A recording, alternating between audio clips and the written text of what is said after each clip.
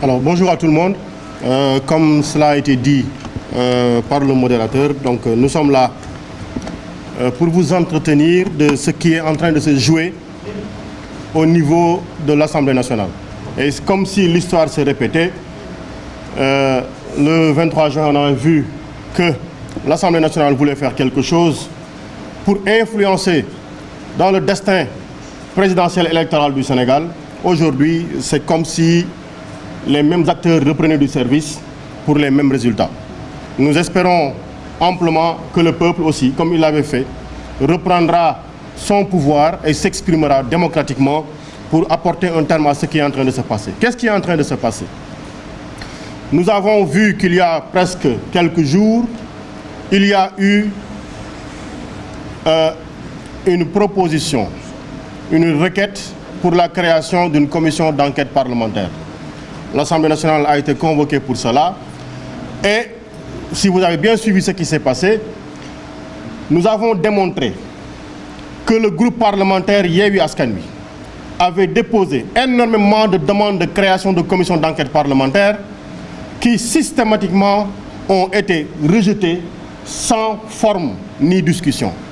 Et aujourd'hui, encore sur la table de l'Assemblée nationale, il y a encore des demandes, des requêtes de constitution de commissions d'enquête parlementaire sur la gestion des ressources du pays, sur la gestion des moyens financiers du pays, sur la gestion des moyens simplement du pays.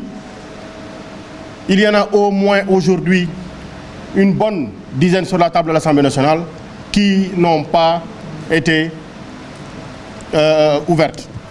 Alors, et le dernier en date du 27 décembre, avec ce cadeau fiscal de 130 millions est déposé par notre collègue député de Yewwi, M. Guy Marius Sagna. Alors, aujourd'hui, on nous dit, en mode fast-track, il fallait ouvrir une commission d'enquête parlementaire. Et dans les débats, il est ressorti clairement que l'ambition, que la volonté absolue de cette commission d'enquête parlementaire, c'était d'abord de liquider un candidat, mais surtout et fondamentalement d'obtenir le report des élections. Ben écoutez, une commission d'enquête parlementaire, ça a une durée. La campagne électorale devant démarrer aujourd'hui, il n'avait que 3 jours pour terminer l'ensemble des mandats de la commission d'enquête parlementaire qui, au minimum, devrait travailler sur 6 mois. Ils ont compris que le temps était en train de jouer contre eux. Qu'est-ce qui s'est passé? Qu'est-ce qui s'est passé? Il a fallu trouver un autre moyen pour accélérer la cadence, pour obtenir le report des élections. Et c'est alors donc qu'ils ont sorti une proposition de loi pour une dérogation à l'application de l'article 31 de la Constitution qui fixe, suivant l'échelle de temps qui est définie, l'élection présidentielle, en respectant la Constitution bien entendu, au 25 février. La proposition de loi donc propose qu'il y ait un report de l'élection présidentielle jusqu'au 25 août, premièrement, que deuxièmement, que le président de la République continue ses fonctions jusqu'à l'installation de son successeur. Mais nous savons tous qu'il y a des conditions que doivent respecter une proposition de loi. D'abord, elle doit être conforme à la loi, à la Constitution. Deuxièmement, elle ne doit pas avoir d'incidence financière, sinon elle devrait elle-même, la proposition de loi, comporter les moyens de prendre en charge ces incidences financières. Ce que nous avons constaté ici, c'est qu'en prolongeant, ne serait-ce que de 24 heures, le mandat du président de la République en place, ils étaient en train de violer la Constitution. Pourquoi? Parce que l'article 103 de la Constitution fixe la durée du mandat du président de la République.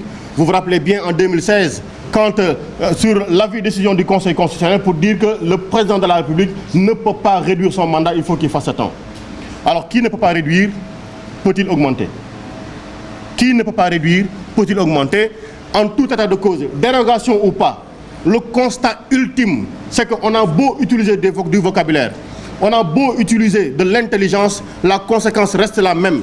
C'est que le mandat qui devait se terminer au 2 avril 2024 sera prorogé de minimum de 6 mois, alors qu'on entend également des fake news ou true news qu'ils veulent obtenir 2 ans de report.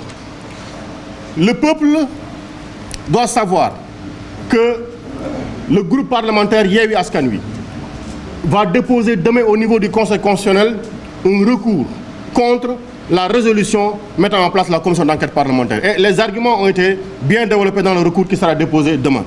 Nous attendons également la promulgation, il faut qu'on informe tout le monde, la promulgation de cette présente loi sur le report de l'élection pour l'attaquer au niveau du Conseil constitutionnel. Mais, vous avez entendu hier le président de la République invoquer un décret portant retrait. Donc il a retiré le décret de convocation du corps électoral. Ce décret-là qu'il a invoqué, nous attendons juste d'en avoir une bonne information, donc qu'elle soit publiée, qu'elle soit rendue publique pour l'attaquer également au niveau en référé, pour dire qu'il ne respecte pas les conditions parce qu'elle viole, ce décret-là viole les règles, les lois de la Constitution. Tout ceci résumé nous amène à un constat. Nous, députés, nous ne sommes pas militaires, nous ne sommes pas gendarmes, nous ne sommes pas policiers. Nous sommes citoyens, mandatés pour œuvrer au niveau de l'Assemblée nationale pour défendre les intérêts du peuple. Nous avons tenu toutes les actions nécessaires dans les débats. Et nous allons saisir la justice aussi pour continuer ce combat-là. Voilà ce que nous, députés de Yewwi, pouvons faire et nous restons continuer le faire. Mais ce qu'il faut savoir, c'est que pour mettre un terme à ceci, au-delà des actions que nous sommes en train de poser, il y a le titulaire de la souveraineté populaire, c'est le peuple. Nous ne sommes que des délégataires, nous ne sommes que les dérivés. Mais celui qui est le maître du jeu, celui qui est le maître de la souveraineté, c'est le peuple sénégalais. Voilà pourquoi nous, au-delà de ce que nous sommes en train de faire, nous appelons tous les députés sénégalais qui respectent la démocratie, qui savent qu'aujourd'hui ce qui est en train de se passer, c'est un coup d'État constitutionnel, à se tenir debout. Nous disons au peuple, vous êtes le souverain.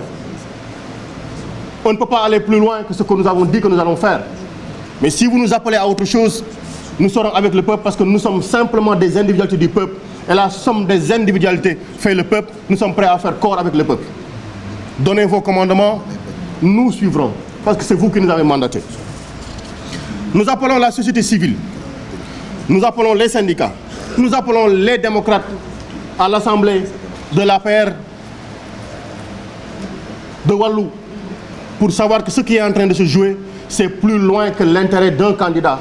C'est plus loin que l'intérêt d'un citoyen. C'est le destin du Sénégal qui est en jeu.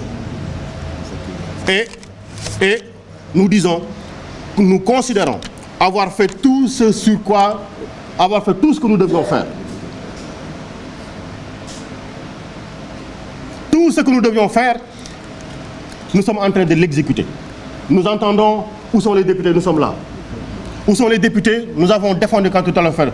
Nous sommes au nombre de 39 malheureusement. Chaque fois qu'il y a vote, nous sommes minorisés.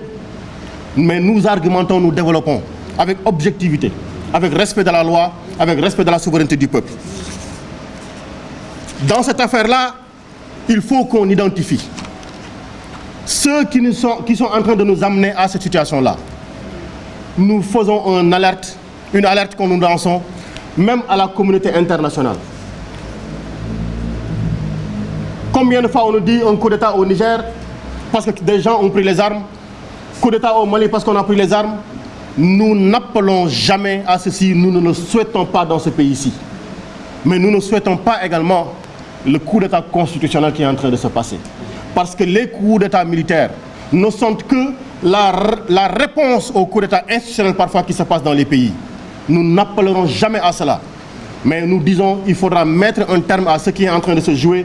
Et ça a tous les visages, ça a toutes les caractéristiques, ça a tous les mots et tous les déterminants d'un coup d'État tout à fait anticonstitutionnel, en tout cas à la Constitution qui est en train de se dérouler. Voilà un peu, en résumé, ce que nous voulions dire. Merci beaucoup. Merci, Président Birame.